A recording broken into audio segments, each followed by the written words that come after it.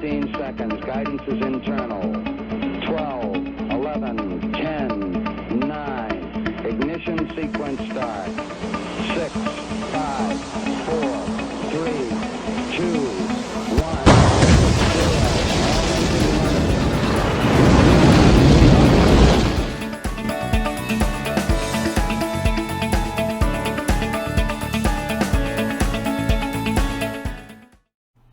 Welcome to our Game Week 22 preview. We got a quick video coming out at a late time. Difficulty getting to you guys on time, but we wanted to give you guys something. Again, we are Americans Talk FPL. We've been on YouTube now for about a year now. If you guys like this video, we really appreciate the likes, comments, subscriptions. Big shout out to Fantasy Football Scout.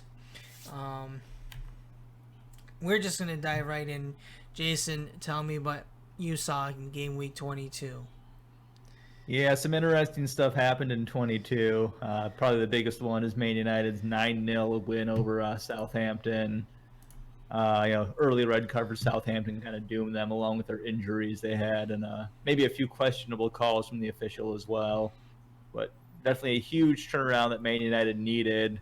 Got a lot of their attacking assets on form with some nice fixtures coming up.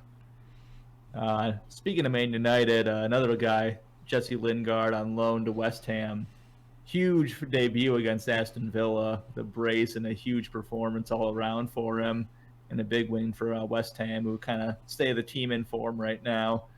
Grealish did assist to Watkins in that one, so Villa's attacking assets still came through, but defensively, Villa have been a little, little off form lately, so that's kind of something to keep in mind going forward.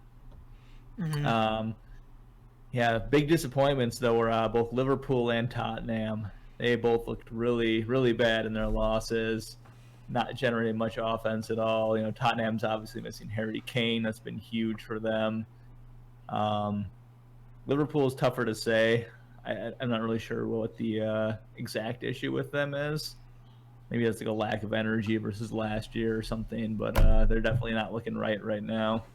Yeah, I guess that's a hypothesis people are saying is Klopp's tactics with this hectic, condensed schedule due to the pandemic has caught up to them. Plus, like, injuries. Everyone knows they're playing midfielders and center backs. I think a lot of it, too, is you have to take a look at the production from the backs, Trent and Robertson. For me, they're not having quite as, like, their production is not as the same as last season. Yeah, Trent in particular has been, injured for one part, but then also kind of either recovering from injury, out of form for most of the other parts. Yeah. All right, so Jason, you wanted to look ahead into this double game week. Tell me about this. Yeah, so recently announced double game week 24. Man City, Burnley, Everton, and Fulham all play 2 games. So start planning right now for that. Double game week 25 has Leeds and Southampton with a double. Then double game week 26, nothing's confirmed yet, but it's looking like it might be a pretty big one. So if you're still holding on to some of those chips, maybe like your second wild card, playing that in game week 25 might be the route to go, and then maybe like a bench boost or a triple captain in 26. So just kind of touching on the teams do have a double game week and what my plans are. I think City, most of us already have a double or triple up on them, so if you don't, that'd be the first thing to do. I'm still going double defense when possible. Cancelo and Stones are the 2 guys I got. Burnley, they have probably some of the best fixtures either before, during, and after the double game week 24. So I think getting in their defense is the way to go there. If you have the money, Ben Mee is probably the best option. The biggest goal threat they have from defense, and more likely to get bonus points than the value option, which is Matthew Loughton right now at 4.4. Nick Pope, a little expensive at keeper at 5.5, but he's guaranteed to start. He gets save points, and when they get clean sheets, he's likely to be in the bonus as well. So he's also a great option. Everton, They don't have very great. Well, they have one good fixture against Fulham, then that one bad one against City, but then they're bookended with Man United and Liverpool. So really, they're a tough team to invest in heavily. I think Calvert-Lewin's kind of the usual suspect. Beyond that, maybe like a Luca Digne if you want to, but I'm not too high in Everton for this period right now. Okay. So, are you interested in playing any cards with the double game week 24? 24. Chips. Yeah. I would say no chips for 24. Maybe you could take a -4 if you needed to get some of these players in, but that'd be about the extent I would do. Okay. Yeah. Game week 25, let's quickly touch on that. I think with Southampton, we don't really know what to expect at this point after that 9-0 thrashing. Wait to see how they respond. I'm sure changes are going to be made.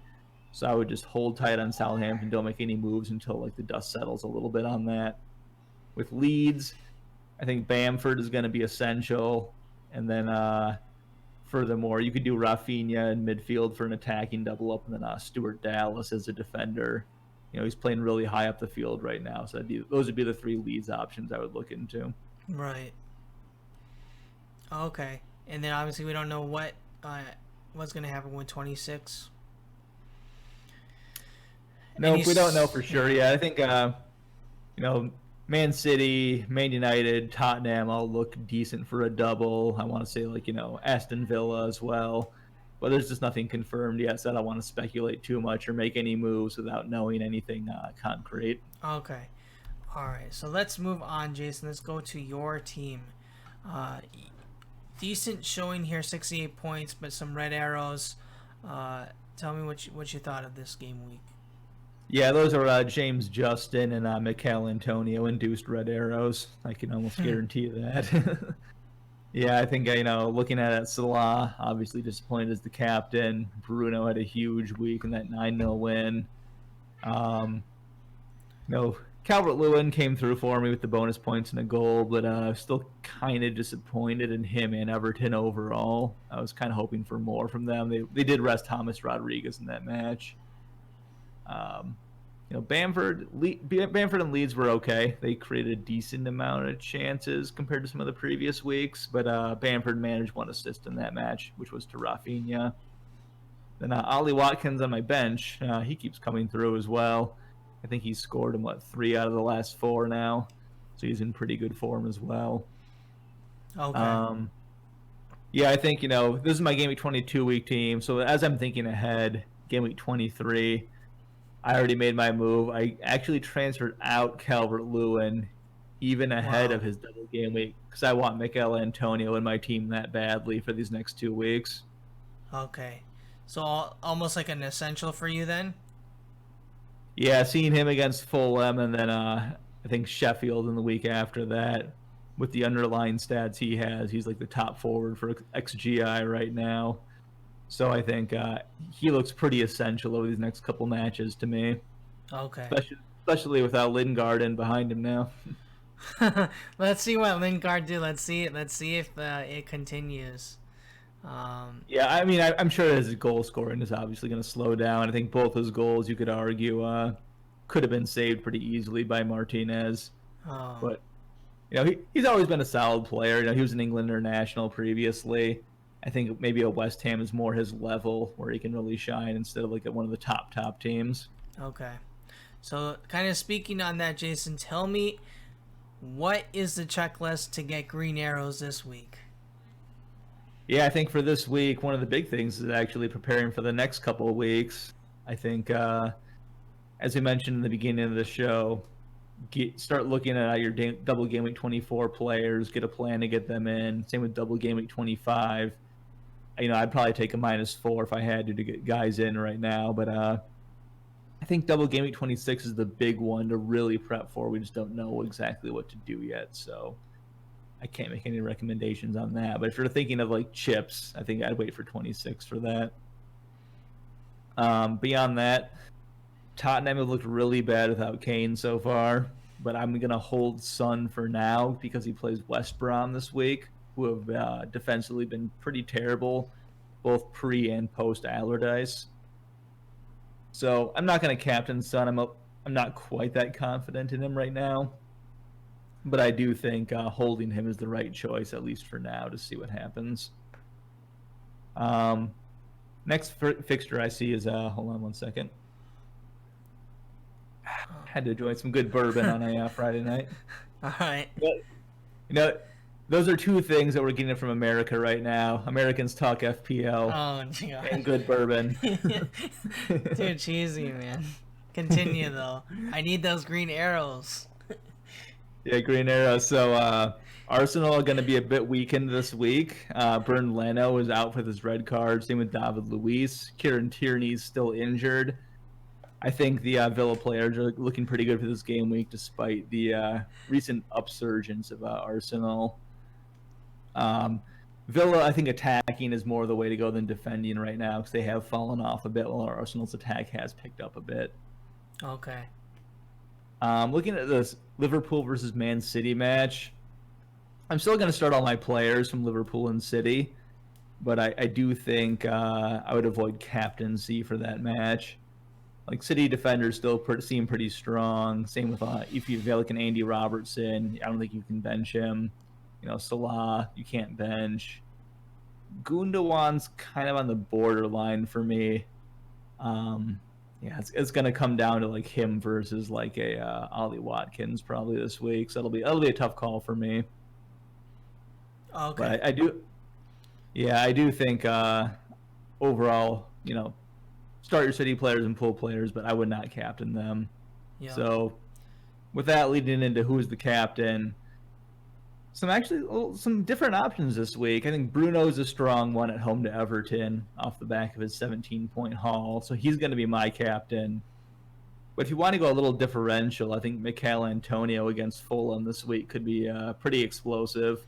Okay. He's had the underlying stats. Fulham's recent defensive kind of resurgence has died down a little bit. They've been a little leaky ever since the last few weeks.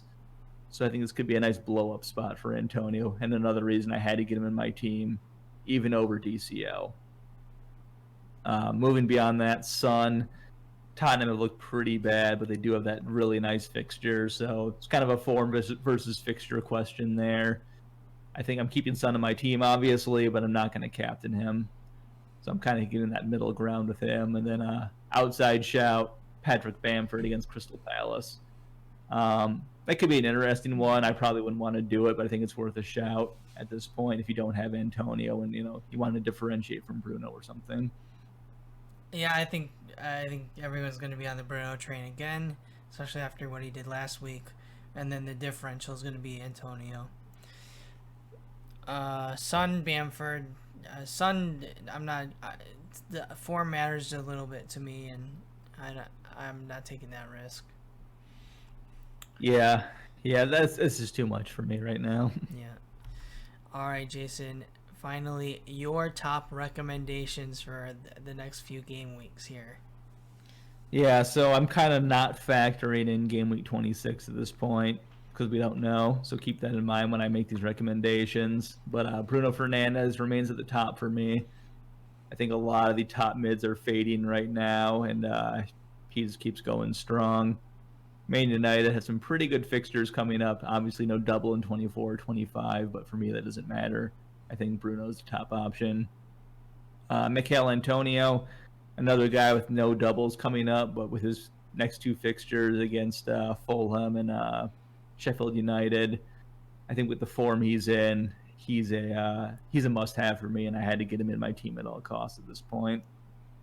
And then third, I felt like I had to pick a City option here. I went with Ilkay Gundogan. They do have the double in 24, so I think they're a strong triple up right now. And for me, their fixtures are a little tougher over these next couple of weeks, so that's why I kind of shied away from the defense a little bit and went to Gundogan, who's on penalties, a lot of set pieces. And he's been creating and bombing into the box offensively. Okay. So that's going to pretty much wrap it up for this week's episode. Keep an eye out on our content, specifically the UEFA Champions League. I'm sure we will have a lot more in-depth show there. I'm looking forward to checking out the underlying stats on those players. Doing my research, not just England, but also we get to see teams in France, Germany, Italy, Spain. It's gonna be fun times. Big name players like Messi, Erling Haaland, Mbappe, Neymar. So keep an eye on what our thoughts and our recommendations are going into this round of 16. Whole new wild card, so I'm definitely looking forward to that. In addition to that, obviously we will continue with our FPL content. Huge double game weeks ahead. I know Jason just kind of scratched on the surface of these, but we still don't even know what's up for grabs in game week 26. Plenty to play for here, and we are going to be your source for green arrows for the upcoming weeks. That's it for now. Take care, guys. All right, Anything? see ya. Yeah.